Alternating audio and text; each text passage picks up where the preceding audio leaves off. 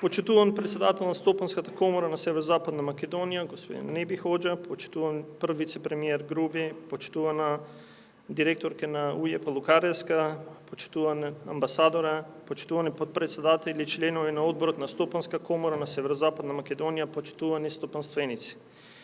Денеска чувствувам среќа кога после долго време ќе се вратиш дома.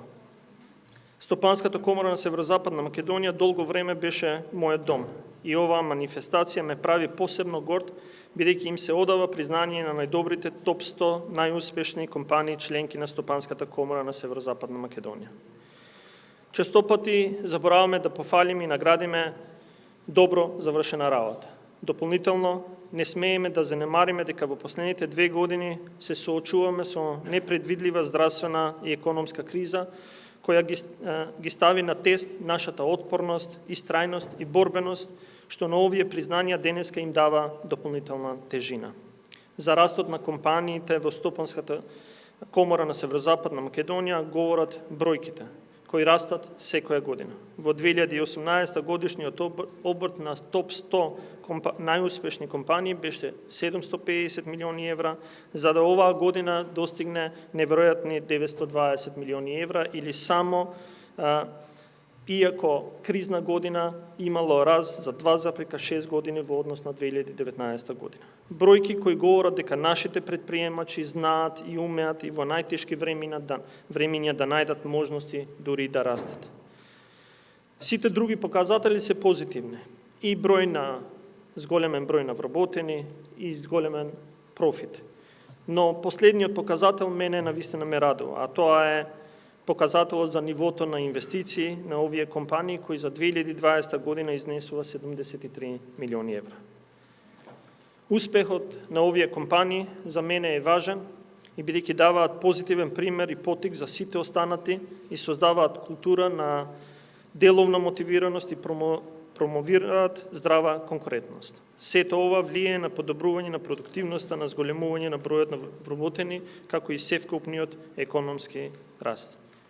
Моите гледишта кон економскиот развој не се променети од времето кога сум бил дел од комората и се засноваат на реструктурирање на домашната економија во нова развојна економија, која се темели на производство со додадена вредност, односно поттикнување на компаниите кои главно работат во трговската дејност да се реструктурираат во производство, преработувачка, истражување и развој или во сектори кои креираат поголема додадена вредност. Владата преку мерките за подршка на инвестиции обезбедува подршка до 50% од оперативните трошоци за влегување во овие сектори, кои ќе го зголемат нашиот бруто домашен производ, бројот на вработени, извозот и секако стандардот на граѓаните. Во насока на подршка, раст и ваш развој, на моите средби со политичари и бизнесмени во регионот веќе зборувам, а денеска сакам да ја отвориме оваа дискусија и заедно тука со вас. А тоа е креирањето на силни вредностни ланци на компаниите во нашата земја, но и поврзување со целиот регион. Ова е нашата конкурентска предност, која мора да ја искористиме за да излеземе посилни и постабилни во пост-ковид периодот. Рефокусот на стимулирање на инвестициите на пазарот на Западен Балкан ќе креира отпорен и стабилен регионален пазар, кој ќе е конкурентен на европскиот, односно светскиот пазар, а истовремено ќе ги поддржува и секако расне и зајакнува националните економии. Веќе зборуваме за креирање на стимулирачки и афирмативни мерки кои ќе поттикнат посакуван економски развој преку засврстување и синергија на вредностниот ланец за да го искористиме и капитализираме целосниот потенцијал кој ни се отвара преку nearshoring или приближување на ланците за снабдување поблиску до големите, прво европски, а и светски компании. Велат, ако шансата не тропне, изгради врата. Да ја изградиме заедно. Благодарам. Inderuar zotri Nebi Hoxha, kryetari i Odës Ekonomike Maqedonisë Veriprendimore, inderuar zëvendës kryeministri i parë zotri Grubi, të nderuar nënkryetar dhe antar të bordeve të Odës Ekonomike Maqedonisë Veriprendimore, nderuar zonja Lukarevska, drejtorisë administratës të ardhurave publike, të nderuar ambasador, të nderuar kryetar komunash, afarist të nderuar. Sot ndihem po aq i lumtur sikurse kur kthehesh në shtëpi, pas shumë kohësh. Sepse Oda Ekonomike Maqedonisë Veriprendimore ka qenë shtëpia ime për një kohë të gjatë dhe kjo ngjarje më bën veçanërisht krenar, sepse u jepet mirënjohje 100 top kompanive anëtare të më të suksesshme të odës ekonomike të Maqedonisë Veriprendimore. Ne shpesh harrojmë të lavdrojmë dhe shpërblejmë një punë të kryer me sukses. Fatkeqësisht, nuk duhet të neglizhojmë se në 2 vitet e fundit po përballemi me një krizë të paparashikueshme shëndetësore dhe ekonomike, e cila ka vënë në provë qëndrueshmërinë, këmbguljen dhe shpirtin ton luftarak, gjë që u arrit peshën edhe më shumë këtyre shpërblimeve dhe çmimeve që do të ndahen sot. Për rritjen e kompanive anëtare të odës ekonomike të Maqedonisë Veriprendimore flasin vetë shifrat që rriten çdo vit. Në vitin 2018, xhiroja vjetore e 100 top kompanive më të suksesshme ishte 750 milion euro.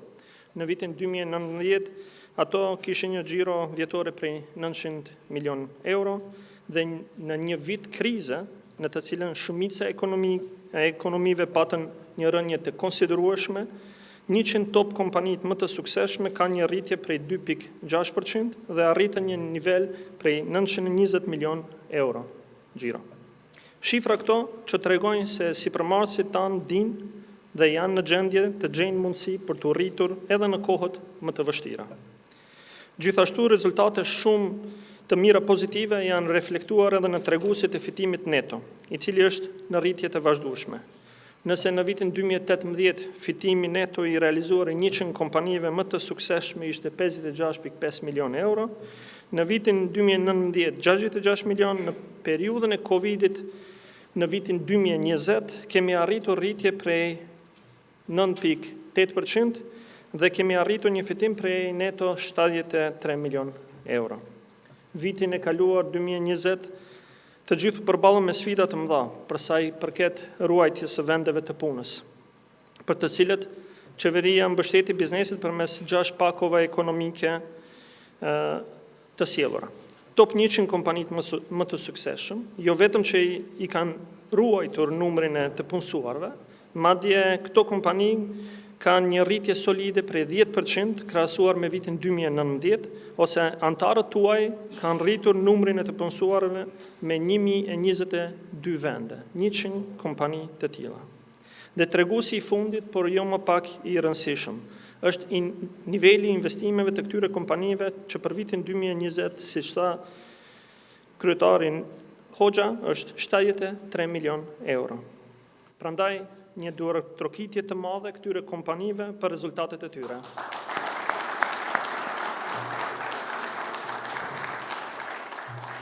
Suksesi i këtyre kompanive është i rëndësishëm për mua, sepse ato japin një shembull pozitiv dhe inkurajim për të gjithë të tjerët. Një ashtu krijojnë një kulturë të motivimit të biznesit dhe promovojnë konkurrueshmëri të shëndosh. E gjithë kjo ndikon në përmirësimin e produktivitetit, rritjen e numrit të punësuarve, si dhe në rritjen e përgjithshme ekonomike. Kabineti im është përgjegjës për portfolion e investimeve dhe vetëm këtë vit, përmes ligjit për përkrahje financiare të investimeve, kemi nënshkruar 112 marrëveshje të reja me kompani për ciklet e investimeve në vitet në vijim. I gjithë portfolio i kompanive që ne mbështetim në zhvillimin e tyre është mbi 350 kompani.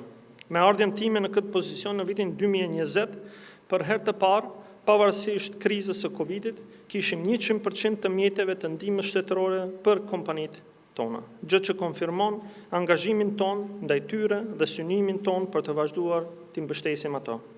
Pikpamjet e mia për zhvillimin ekonomik nuk kanë ndryshuar që nga koha kur kam qenë pjesë e odës dhe bazohen në ristrukturimin e ekonomisë vendase, në një ekonomi të re zhvillimore, të bazuar në prodhimin me vlerë të shtuar, pra inkurajimin e kompanive që kryesisht punojnë në tregti për të ristrukturuar në prodhim, përpunim, kërkim dhe zhvillim, ose në sektor që krijojnë vlerë të shtuar më të madhe.